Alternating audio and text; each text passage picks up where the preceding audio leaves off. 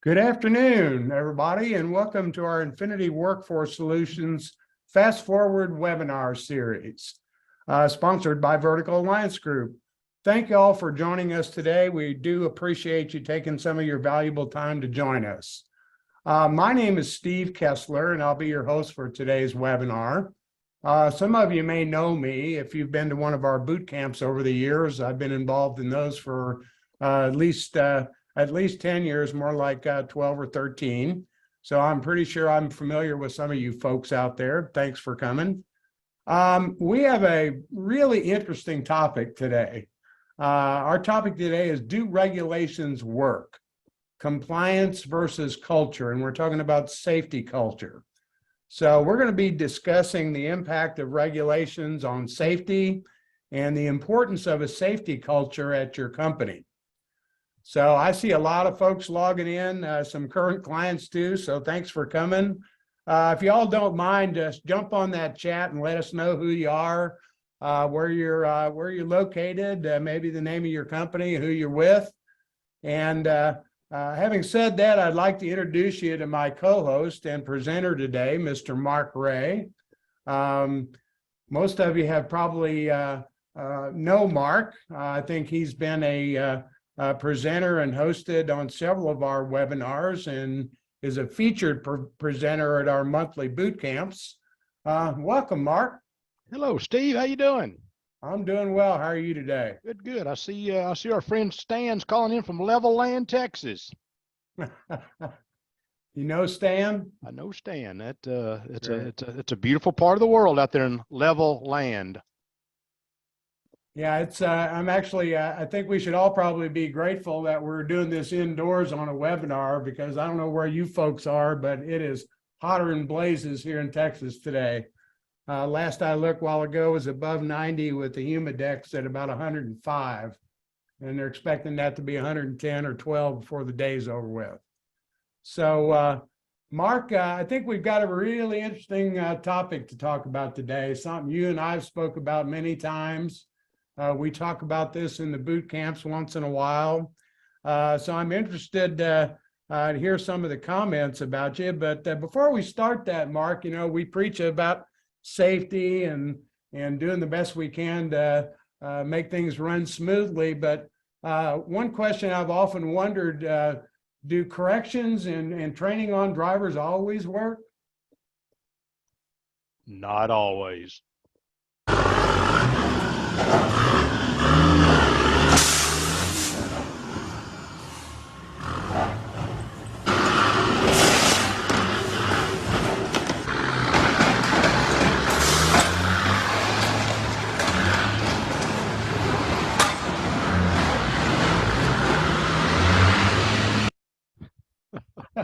Well, Mark, I'm not quite sure I know what to say about that. Well, yeah, I don't either. I don't think that's got much to do with our presentation, but it's pretty cool to watch. It's pretty funny. It's obvious somebody was having a really bad day. That's correct. So, all the regulations in the world is not going to help that. You got to expect the unexpected in our industry. So absolutely. Well, Mark, let's go ahead and dive in here and get started if you're all set to go. So I think this is a good opening question. Are our highways safer? It's a very basic question. It's a very fair question. Are highways safer today than they were 10 years ago or 5 years ago, or some of us have been around this industry for a while, 30 years ago? With all of the initiatives that have been started, have we been able to actually improve highway safety defined as fatalities on, traffic fatalities? So we've got a poll question there, and just give us your answer. What do you think? What do you all think? All right, Mark, we'll just move along here. Okay, well, I'll go ahead and kick off. It certainly appears as though our highways are not getting safer. The answer is 81% of the respondents agree with me that the answer is no. but I think you will agree with me that we've done a lot of things in an attempt to make corrections and get it safer. Our Secretary Buttigieg calls rising traffic deaths a crisis and calls for cooperation among all levels of government, industry, and advocacy to change the course. The crisis on our roads is urgent and preventable. Dr. Stephen Cliff, National Highway Transportation Safety Deputy Administrator, we will redouble our safety efforts, and we need everyone, state and local government, safety advocates, automakers, and drivers to join us. All of our lives depend on it. So, if you just want to look at the numbers, fatalities are increasing, compounding at a rate of about 10% every year. The fatality rate per 100 million vehicle miles is up 2%. The third category, the third bullet point, is the one that I think we should all really take a hard look at, is large truck crashes are up, and these are fatality related, 17%. Alcohol, 14%, speeding, 7.9%, unrestrained, no seatbelt, or passenger vehicle occupant up 8%. So the snapshot that we can take here is that Secretary Buttigieg is correct. All of the data supports the fact that our highways are not getting safer. And that's kind of sobering, not to be, no pun intended, but that's got to be sobering for all of the efforts our industry and the participants on this call have put into making our highways safer, and yet they're not getting any safer. So go to the next slide. So just to get a little history here, FMCSA is not an old 100-year-old establishment. It was pulled out of the DOT in January of 2000. So it's been around 23 years now as a component of the Department of Transportation. The budget for 2010 for the FMCSA was $541 million.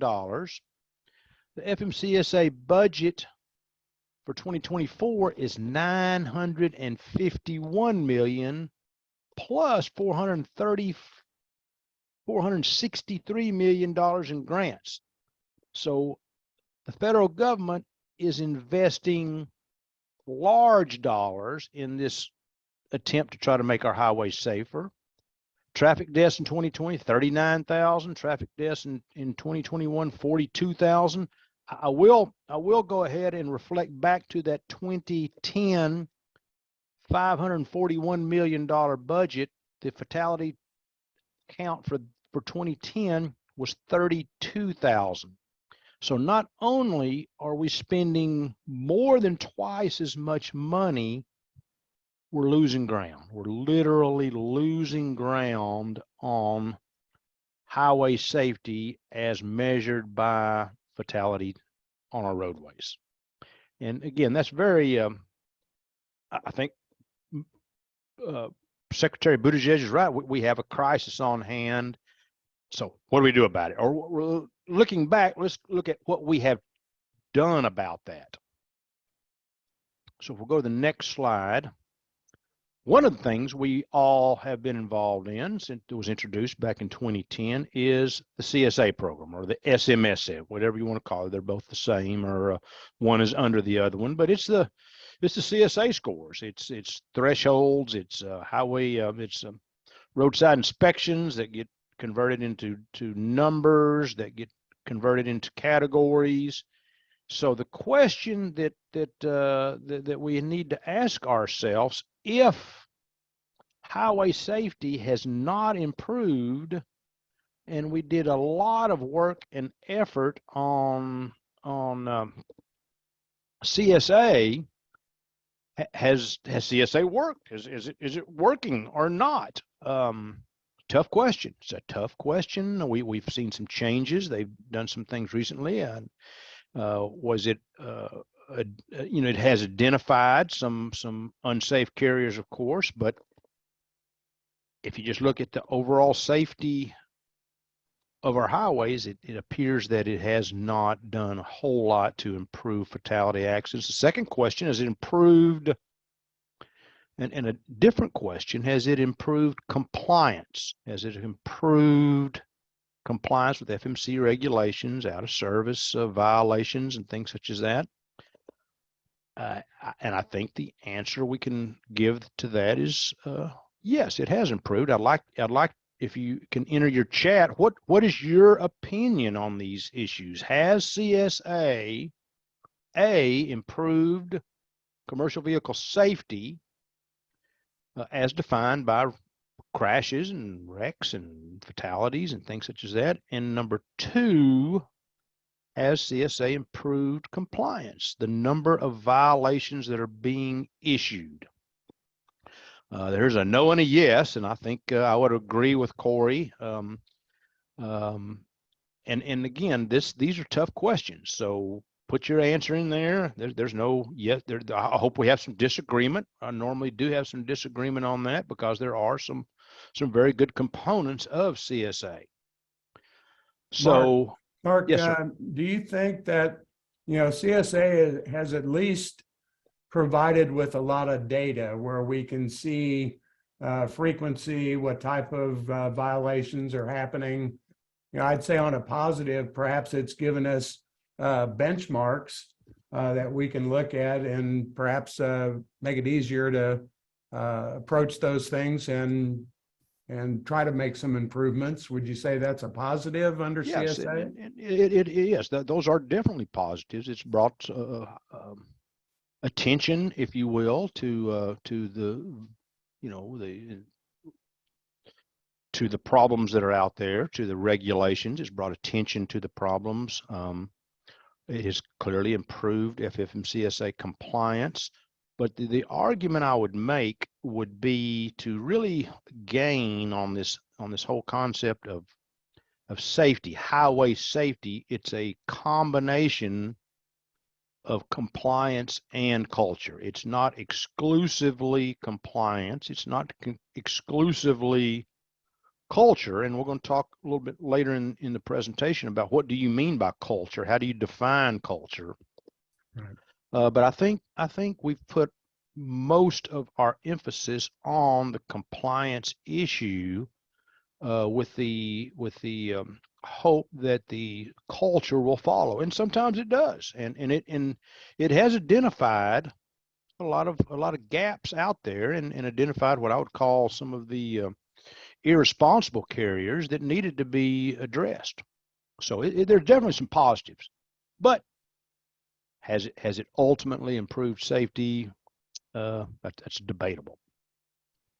Yeah, I would think, Mark, for some companies, I would say CSA has probably provided a very positive benefit to them. But like you said, overall, the rate of accidents and fatalities and that hasn't gotten any better. It's getting worse. And you could, so in that sense, following regulations and doing the best we can to follow all the CSA regulations hasn't really changed things very much. And you could make an argument, a legitimate argument. It's not the commercial vehicles, it's all the other guys that are out there, which is a very legitimate argument. The motorcyclers, the drunk drivers, some of the crazy things that we see out there, but all combined, all in, it certainly appears that our fatalities are not going down; they're continue to go up. There's some comments here, Mark. I don't know whether you're seeing these or not, but Heather is saying they're safer than they've ever been as far as compliance guidelines, etc. Problem is we're relying on safety measures and failing with the decrease of accidents, fatalities, and such. So I agree with that totally. I mean, we're better at following the rules, yep. But we're not doing the right things evidently to decrease accidents and fatalities. Right. Well, I think we look. I think she's exactly right. There needs to be more than just following yes, we are following the regulations better as an industry, but we need to look beyond compliance. So let's look at another step. Electronic logs. I think everybody on this call will agree that there have been a lot of time, effort, and aggravation in the implementation of the electronic log mandate. And it was clearly designed to improve driver fatigue on the road. So the question for the audience is, have ELDs, electronic logs, improved driver fatigue? Yes or no? So y'all can type in your chat what you think. Type them in. And then the second one is, has it improved hours of service violations as opposed to driver fatigue, ELDs? I think we would all agree that we've all invested a lot of time and money on the ELD initiative. The question is, has it turned the dial? Has it turned the dial? So we've got a lot of conflicting answers, which I was hoping we would. I'll give you some insight from some of our researchers. We're getting a lot of responses. No, driver fatigue is not improved. I think it's part of the overall regulations. I will say ELDs were certainly presented to our industry as a solution to the driver fatigue issue. Let's see if it works. Let's go to the next slide, if you would, please. Sure. So a recent study concluded the federal ELD mandate has not reduced accidents. In fact, the study found its implementation correlates with an increase in unsafe driving incidents, specifically speeding. The ELD mandate significantly improved driver compliance and with reporting hours of service, the researchers found. Surprisingly, the number of accidents for the most affected carriers, those operators with whom the federal mandate was intended, did not decrease, said Andrew Balthrop, research associate, Sam Walton College of Business, and one of the study's authors. In fact, following the implementation of the mandate, accidents among small carriers and independent owner operators increased relative to large asset-based carriers. Wow. That's and this was done. I've got the other supply chain management, University of Tennessee, Jason Miller, associate logistics, Michigan State University. You know, people that should know what they're that have done their research and have found that maybe it hasn't worked as well as they would have liked it to. It has clearly had a benefit in violations. It's clearly had a benefit in like I said, highlighting hours of service, rules and regulations. But the research does not show that it has decreased or reduced accidents. So that's kind of another sobering thought. So we've talked about CSA. We've talked about the ELD mandate. We've got some conflicting answers. Some people say it has worked, and, you know, and you're certainly entitled. Everyone is entitled to their opinion, and I want your opinion because we need industry input into this crisis that we're facing with these fatality accidents and this unsafe. What I do think we saw from all the answers is the vast majority do not think our highways are safer today, are getting safer. So we got to do something, don't we? Yeah, I would say so, Mark. I was interested in the comment that Tim made here that I was driving in the old days with paper logs, and he's indicating ELDs are definitely better today for that. And I think, you know, after the initial pushback about electronic logs that, you know, the drivers today sort of favor it. It takes a lot of the time and effort out of it. It's a simpler way to keep track of their logs and all that. So I'd say from that standpoint, there's probably a benefit there. But again, we're talking about, do any of these things help with safety on the highway and decrease accidents and fatalities and all that. So, Right. And again, the point of our discussion today is looking at a combination of compliance with the rules and culture within your own organization. What is my culture? What do the drivers feel from my organization when they're out there on the highways? So right. Let's go to the next one there. The clearinghouse. Everybody's familiar with the Drug and Alcohol Clearinghouse, introduced in 2020. Got to kind of a rough start, but it's up and going. It's a very good database. It gives very good information on positive drug screens. So the question is, and I think when we were looking at those increases, Steve, we saw a 14% increase in impaired alcohol and impaired driving fatalities. So it's a real issue out there. Has the clearinghouse improved impaired driving? If you don't mind, just give us your opinion, yes or no. And again, the way it would improve impaired driving is to take some drivers off the road that are showing that they can't stay off of illegal drugs. The second question is has the clearinghouse improved controlled substance CSA scores? Has it improved CSA scores?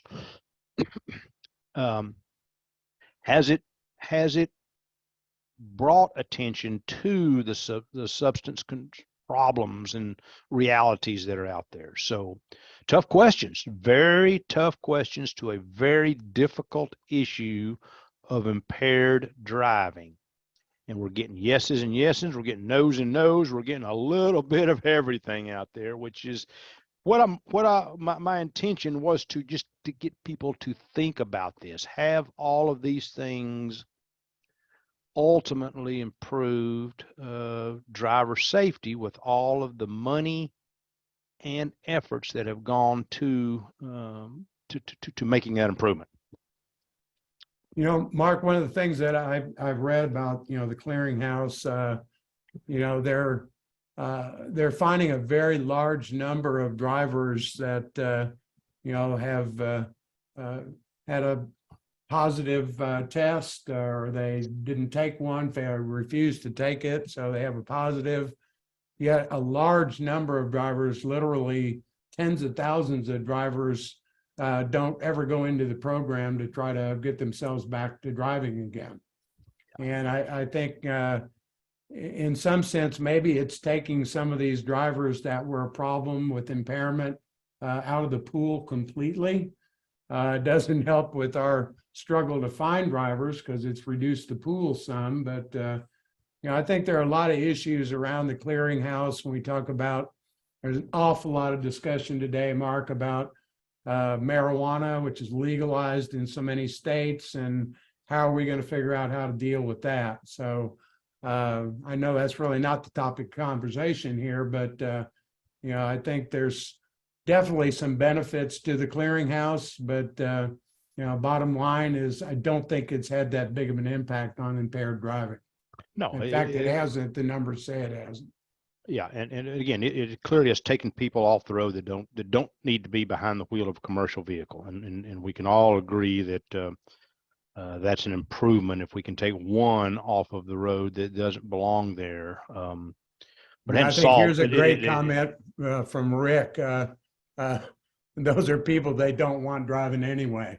Yep. The ones that don't enter into the program. So here's another one says that people that could hide it before can't hide it any longer. And and I was one of the that was around before they started doing the random drug screens and the pre-employment drug screens. And I can tell you, the random drug screens improved impaired driving. I'm 100% sure that. I think clearinghouse I don't think it solved the problem, but I think it's improved the problem. I think that's a legitimate comment. So, how do you take it from improved to taken care of? That's a tough one. So, yeah. Well, But yeah, I think it's obviously a valuable tool nonetheless, and hopefully at some point, it does start to yeah, show some positive and impact on what's happening out there on the and roads. I certainly don't want to get off topic, but anybody there is an ATRI recent publication on the marijuana issue. I would encourage everyone that's uh, involved in operating commercial vehicles to read that and get involved in that. There's no easy solution to that, and it's a reality that's out there. So anyhow, we started this discussion, Steve, saying are our highways safer? And the respondents was well over 80%. Nope, no, we're not getting any safer. And we just quickly reviewed three steps that have been compliance issues that the FMCSA has initiated: the clearinghouse, electronic logs, and the CSA program to improve that. But ultimately, the combination of those and other issues that are out there have not turned the dial. So the point, well, let's just the next. Why don't you go to the next slide, if you would, please? Sure. Here's what's out there. Here's what has been introduced in 2022: the National Roadway Safety Strategy. And I've read it, and it has a lot of concepts and strategies, but it really didn't light my hair on fire on this is exactly what can be done to improve highway safety for our commercial vehicles. If you'll go to the next slide here, there's 6 different components: safer people, that encourages safe, responsible behavior, research measurements, safer roads, designing the roadways to mitigate human mistakes, encourage safer behavior through facilitating safe travel by the vulnerable users, safer vehicles, expand vehicle systems and features to prevent crashes, minimize impact on occupants and non-occupants, technology basically. There's 2 more: safer speeds, speed limiters specifically, which is a hot topic, promotes safer speeds through context of appropriate roadway design, target education. And I think target education is a very legitimate initiative, is because what we have seen since we've started in the world of cameras is unbelievable. Some of the things that the commercial vehicles are certainly capable of doing some strange things, as we saw at initial. But boy, some of the other things that we are catching on camera from motorcycles and cars is certainly tells me that we need to educate the motoring public on blind spots and the simple fact that trucks are bigger than cars, and that certainly has come. Post crash care,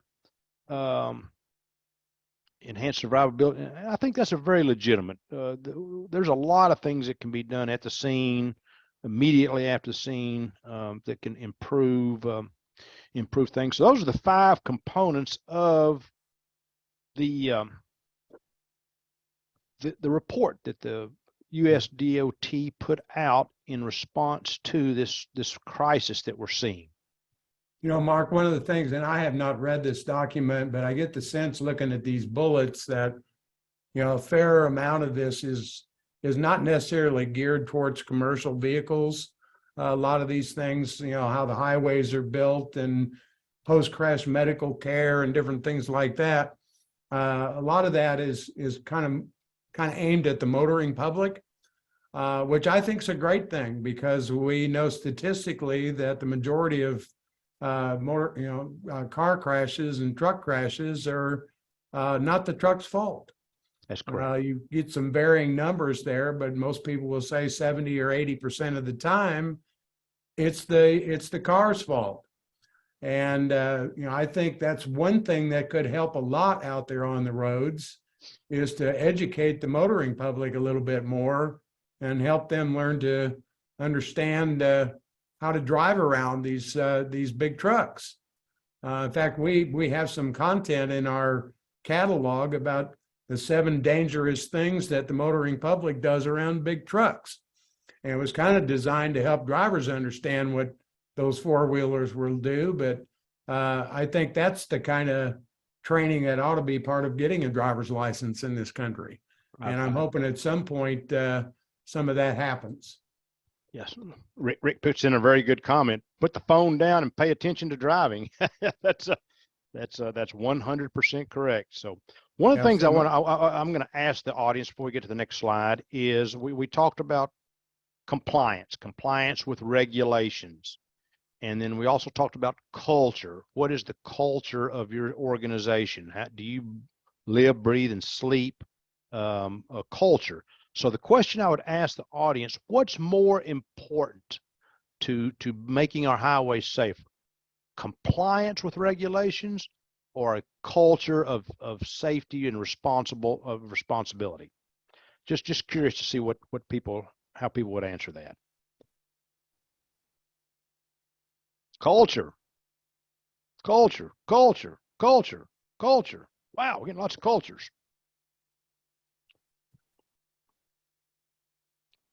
There's one that says culture leads to compliance. Right. A lot of cultures. So let's talk a little bit about this culture. It's not as easy to. There are limited number of metrics that you can use to assess culture. It's a difficult, abstract thing. It's kind of mushy, if you know what I mean. It's not like, do you have your seatbelt on or off, and things that you can measure like we look at CSA. So let's go to the next slide. Tim, I agree with you. It's a combination of culture and compliance, but it's not exclusively culture and it's not exclusively compliance. So let's take a little deep dive into what does safety culture look like. And I think we have actually a culture index for everyone to take, if I'm not mistaken. There it is. Okay. So you get to participate. You that are listening in, that have been listening to this, and we've talked about the highways not getting safer. We talked about ELDs. We talked about the clearinghouse. We've talked about CSA. Here's an index that I'd like you to answer 10 questions and just grade yourself. That is a culture index. Number 1. Hey, Mark, just before you start, I just want to let everybody know that the little quiz on your screen, you can scroll down to get, there are 10 questions here altogether. So I just want to make sure everybody knows you can scroll through that. Okay, scroll down. It's not a next page. It's just a scroll down. And if you want to keep your own score, I think if you just do your own tallying as we go along, you'll end up with your score. So the score, to keep your score, a yes is a 1, a somewhat is a 0, and a no is a -1. So question number 1, does your risk and safety have ownership and upper management support? It's either a yes, no, or it depends on what the revenue was this month. We understand that. So just give it your honest answer, yes, no, or somewhat. Question 2, do you have cameras? I saw one of the chat mention cameras, the forward facing and sides. Clearly a cultural thing that improves the determination of what happened out there. Do you have cameras? Yes, no, or our new ones do, or some of them do, some of them don't, or we've got them but they don't work, and whatever. That would be a somewhat answer. But yes, we have them on all of our trucks, or no, we don't have any cameras. Item number 3. Question number 3, do you assign and document training? Now, and underline the word document, because I get involved in a lot of lawsuits, and talking about training, talking about safety doesn't get you very far in the courtroom these days. It's not you've got to be able to assign and document training monthly for driving staff. Right now, obviously, a lot of construction going on out there. If you don't have training going out to your drivers on construction zones as hazards, tire pressures, things like that. That's either yes, we do. Sometimes we do it in a couple of times a month, or a year, or we do it, but we don't document it. And if you'll scroll down for me, Steve, or I can scroll myself down. Yes, no, or somewhat. Question 4. Do you have corrective action specific for CSA, crash, or a critical event? CSA violation, crash, critical event, driver is involved in a hard break. Do you do something about it? He gets put out of service because of an airline. Do you do something about it? Is there some specific corrective action that clearly shows you as a company, your culture says we don't approve of CSA violations, crashes, and critical events? Question 5, do you assign and document monthly for non-driving staff? This is clearly a cultural question. Does your payroll department understand hours of service? Does your mechanics understand pre-trip requirements for tire pressures? You're a trucking organization, you've got a motor carrier number. I think it's important that everybody in your organization understands and gets training on your industry, what's safe and what's not safe. Yes, no, or somewhat. And for the record, on the item 5, I've seen that used very effectively in court when you're able to provide that. Not only do you train your drivers, you train your non-driving staff. It's very effective. Okay, Mark, one thing I might add to that is, we've actually got some content that might be great for a lot of your non-driving staff in the company. One of the main ones that I see used quite a bit is some content about defensive driving for passenger vehicles. If you want to show that your company focused on safety, it would go a long way to show that you train every single person in your company about defensive driving, or about utilizing a cell phone while you're driving. Those are things that create accidents on the road, and certainly would show from somebody looking in from the outside, well, this company is really focused on safety, because they're training every single person in their company how to be safer on the road. And certainly the FMCSA, certainly we don't want our own company people being the cause of accidents with a big truck out there on the highway. But you would agree the FMCSA does not require training for non-drivers. These are cultural things that put you beyond compliance and into this favorable culture thing that we've been talking about. Item 6, do you have a recognition or incentive program? Do you give recognition to the drivers that are doing a good job and incent them for that? Yes, no, or somewhat. Question number 7, do you have a written distracted driving policy? I don't think anybody would disagree how important, how big an issue distracted driving is, not only for the commercial vehicles, but the commercial vehicles to make the acknowledgement that everybody around me is being distracted and I've got to look out for them. So, and that's not limited to cell phones. That's a distracted driving. Do you as an entity, a company, have a policy that says this is what we do? Number 8, do you produce customized training content? I know a lot of people on this call we've got car haulers, we've got oil field, we've got a little bit of everything that's got very unique things. And have you been able to produce customized training that clearly shows your culture is favorable? Number 9, is your documented training completion over 90%?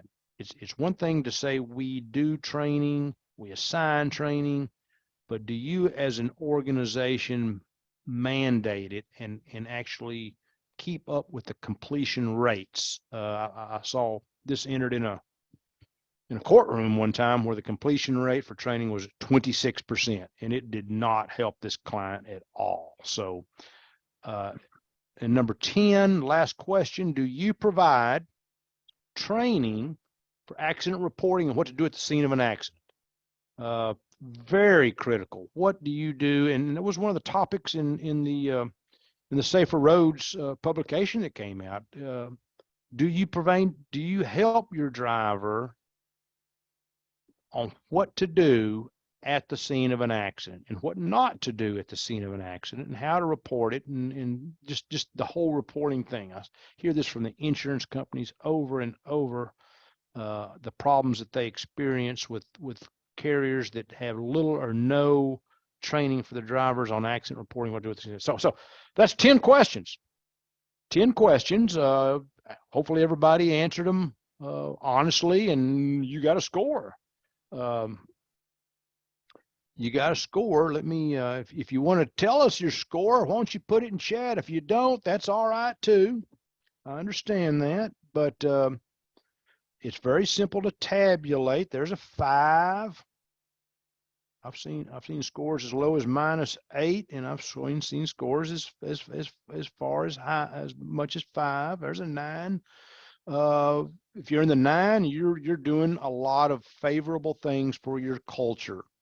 If you're in that 5 and below range, you might go back and look and see if there's something I can do. And I think, Steve, you're going to offer a free demo at the end of this presentation if you want to do something about a bad score or a score that you're not very proud of. Infinit-I Workforce Solutions is a pretty good start. Absolutely. You know, one thing on here I wanted to comment about is the area about monthly training. You know, that's something that we are very strong. We preach that pretty much to everybody. And really, it's a very simple concept. You know, most people would agree that if you train somebody on a topic one time, that's not likely to cause a long-term change in behavior. It requires repetitive training over and over again to actually change a behavior in a positive way. You know, Mark, I think you would be the first one to agree, and we talk about this all the time, is this distracted driving or cell phone use in a commercial vehicle should be probably something that we're reminding drivers about with a safety message every single month. Because even though we harp on it all the time, it continues to happen. Yes. Same thing with seat belts. I'm still amazed to this day that seat belts is such a common violation. There should be no reason for that to happen. And I think that's something, another one that you've got to preach regularly until, you know, you start to see that behavior change. Yes, I can say 10 years ago, a plaintiff's attorney, first thing they want to know is, I want to see your logbooks. I want to find mistakes. Now they want to see your cell phone. The plaintiff's attorneys have turned distracted driving into a billion-dollar industry, and I'm sure everybody here is aware of the billboards, the commercials. They're not doing that because they're wasting money. They're doing that because they get a return on that investment, and distracted driving is an easy win in the court. Yeah, I see some folks here. I see Joanne is saying they do safety memos at least weekly, and total, you know, fleet meetings as often as they can. Rick said seatbelt violations equal automatic termination in his company. And I've heard that before too, Rick. And that's, you know, I'm kind of old school. That's kind of how I think about things. If you really want to be a safe company, you have to be willing to let some people go that don't want to follow the rules. And I have to tell you, in all the years I've been working with trucking companies, I've actually had companies tell me, well, I couldn't mandate that they take this training, they might quit. Well, if you're worried about that, then you're going to have trouble having a good safety program and system in your company. All right. The word gets out. I bet it does, Rick. I bet it does. All right.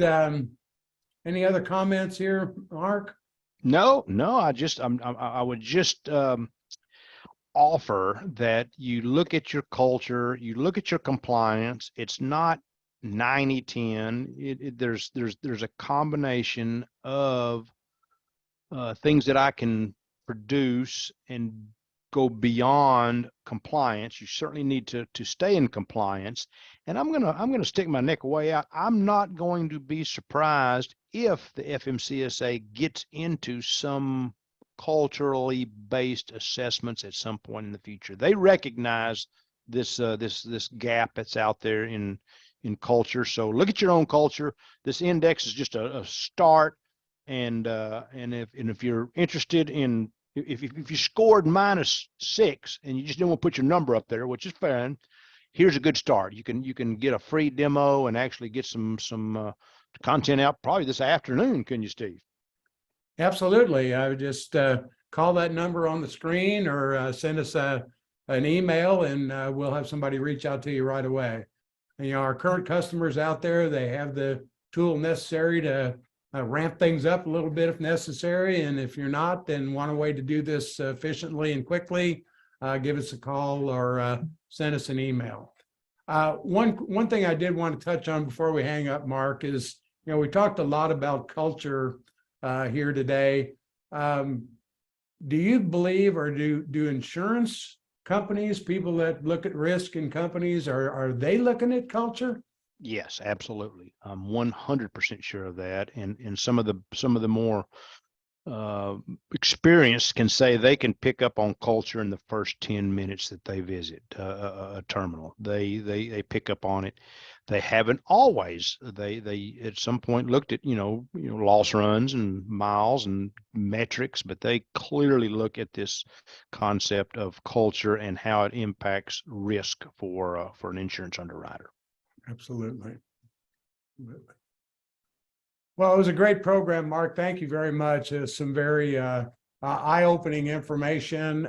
Rick says absolutely. He just went through his renewal, and they were very tuned into, and they haven't always been. They have the insurance industry understands how important this cultural thing is, and you as a safety professional need to broadcast your wins as in the cultural world. It'll save you a lot of money on the premiums.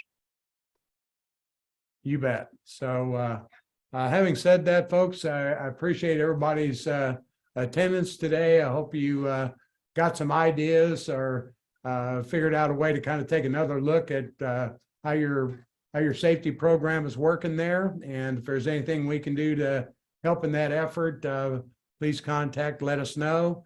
And by the way, if there are any questions that come up after the fact, you can send an email either to Mark or myself at the addresses you see there on the screen. We'll do the best we can to address those. And with that said, thanks to everybody that came. And one last thing, I want to shoot out another quick commercial here. Some of you may have received an invitation. We're going to do a webinar next week on Tuesday. This will be at 10 a.m. in the morning about depositions. We have Peyton Inge, who's a specialist with transportation defense. He's a trial lawyer, and he's going to provide some tips that will help you get through one of those depositions. So not something anybody looks forward to. It's one of the things that strikes fear in people in this industry. So I hope you all get a chance to tune into that. I think you'll find that to be a great program as well. So thanks for coming today. And with that, we'll sign off and hope to see you next time. Thank you all very much. Thank you.